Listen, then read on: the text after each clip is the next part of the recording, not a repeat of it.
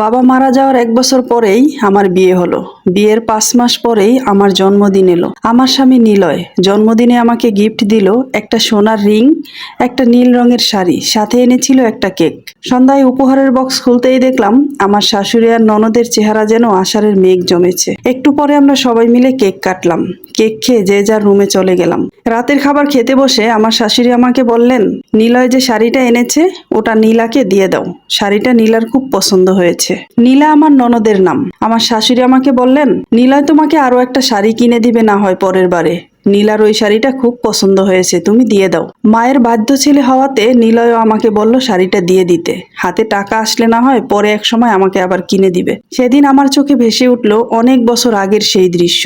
আমি জোর গলায় বললাম, না মা, এই শাড়িটা আমি দিতে পারবো না। এটা আমার গিফট, আমার স্বামী আমাকে দিয়েছে। নীলা আপাকে ওনার ভাই না হয় পরের বার কিনে দিবে। এই কথা শোনার পরে সবাই বিস্ফোরিত চোখে আমার দিকে তাকালো। আমি শান্ত থেকে বললাম, তাহলে আপনারা একটা ঘটনা শুনুন, যেটা খুব ছোটবেলায় আমার পরিবারের সাথেই ঘটেছে।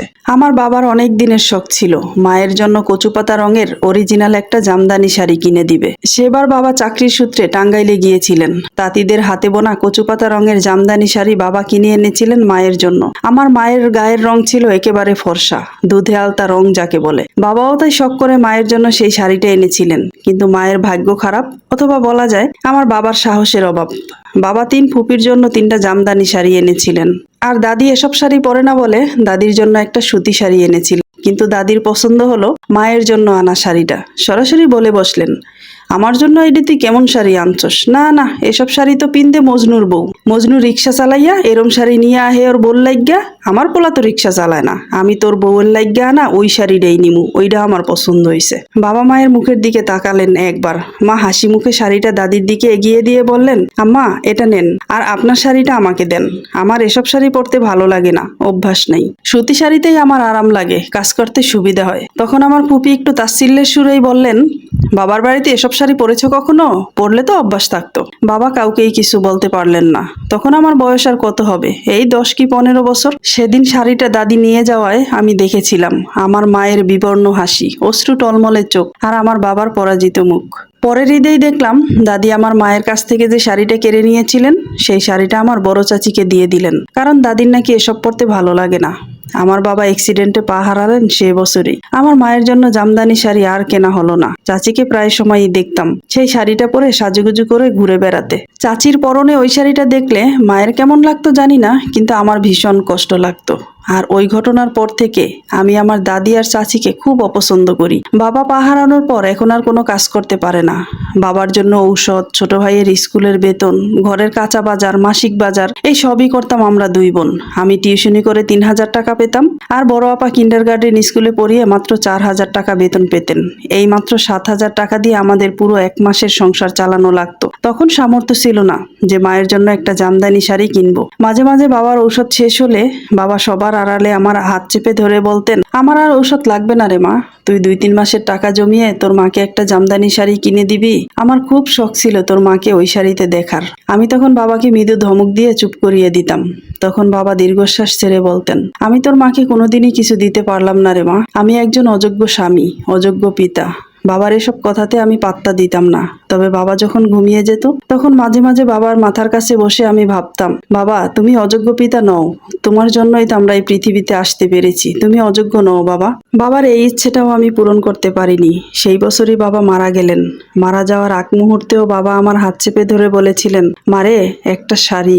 বাবার সে অব্যক্ত কথা আমি জানি। বাবা মারা যাওয়ার পরে মা নিজেকে মুড়িয়ে নিয়েছিলেন বিবর্ণ বস্ত্রে। এইচএসসি পাশ করার পরে আমার ছোট্ট একটা চাকরি হলো। প্রথম কয়েক মাসের টাকা জমিয়ে মায়ের জন্য আমি কচুপাতা রঙের একটা শাড়ি কিনেছিলাম। সেই শাড়িটি বুকে জড়িয়ে ধরে মা কান্না করতে করতে বলেছিলেন, এই শাড়ি দিয়ে এখন আর কি হবে রে মা, আমাকে এই শাড়ি পরা দেখতে চাওয়া মানুষটাই তো আর নেই। আমি এখন অপেক্ষায় আছি কাফনের কাপড় পরার।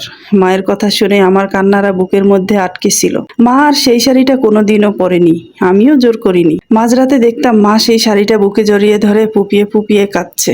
বাবা মারা যাওয়ার 8 মাস পরে দাদিও মারা যায়। মাকে দেখেছি দাদির সব দায়িত্ব পালন করতে, কিন্তু মা দিন শেষে দীর্ঘশ্বাস ফেলে বলতেন, তোর দাদির জন্যই তোর বাবা একটা আফসোস নিয়ে দুনিয়া ছেড়ে গেছেন। আমি কখনোই তোর দাদির নিষ্ঠুরতার কথা ভুলবো না। এরপর চোখের পানি মুছতে মুছতে আমি আমার শাশুড়িকে বললাম, আম্মা, এরকম ঘটনা আপনার জীবনে আছে কিনা মনে করে দেখেন তো। আর আপাকেও বললাম, নীলা আপা, আপনিও একবার ভেবে দেখেন তো আপনার সাথে কখনো এরকম কিছু হয়েছে কিনা। আর আমার স্বামীর দিকে তাকিয়ে বললাম, কিছু কিছু ক্ষেত্রে প্রতিবাদ করতে হয় নিলয়। প্রতিবাদ করতে না পারলে আমার মায়ের মতো অসহ্য যন্ত্রণা বুকে নিয়ে বেঁচে থাকতে হবে। ভাগ্য কখন কাকে কোথায় নিয়ে দাঁড় করায় সেটা কে বলতে পারে। হঠাৎ করে দেখলাম নীলা আপা চোখের পানি মুছে আমাকে জড়িয়ে ধরে বললেন, তোর দুলাভাই আমাকে একজোড়া কানের দুল এনে দিয়েছিলেন বিদেশ থেকে। আমাকে সে নিজ হাতে দুলজোড়া পরিয়ে দিয়ে বলেছিলেন, তোমাকে খুব সুন্দর লাগছে, সবসময় এই দুলজোড়া পরে থাকবা। কিন্তু আমার শাশুড়ির সেটা পছন্দ হয়ে গেল। তোর দুলাভাই মায়ের পছন্দ শুনে তাকে দিয়ে দিলেন। আমাকে বললেন পরের বার আসার সময় উনি আমার জন্য আরেক জোড়া দুল নিয়ে আসবেন। এমন না যে আমার শাশুড়ির জন্য উনি কিছু আনেননি, আমার শাশুড়ির জন্য একটা চেইনও এনেছিলেন। তবুও আমার শাশুড়ি আমাকে দুল জোড়া দেয়নি। পরের বারে আমার স্বামী প্রবাস থেকে লাশ হয়ে ফিরলেন। আজও আমার মনে পড়ে আমার স্বামীর পছন্দ করা আনা সেই দুলের কথা। সেই দুল আমার শাশুড়ি তার বড় মেয়ের ঘরের নাতনিকে দিয়েছিলেন। এরপর আমার শাশুড়ি আর ননদ আমাকে জড়িয়ে ধরে কান্না করতে করতে বললেন, আমার ভুল হয়ে গেছে রে, পারলে ক্ষমা করে দিস। জীবনে আর কোনোদিন এমন কাজ করব না তোর সাথে। এখানে যদিও মাত্র 3জন নারীর কথা বলা হয়েছে, তবে এমন অনেক নারী আছে যারা তার শাশুড়ি আর ননদের নির্যাতনের শিকার। তবে আপুদেরকে বলতে চাই, তোমাদের স্বামী যদি হাতে করে 2 টাকার একটা জিনিসও তোমার জন্য নিয়ে আসে, তবে এটা তোমার হক। আর কেউ যদি সেটা চায় বা আবদার করে, তাহলে কখনোই দিও না, কারণ এটা তোমার হক, তোমার জন্যই আনা হয়েছে। কাউকে খুশি করতে গিয়ে নিজের সুখ কখনো নষ্ট করো না।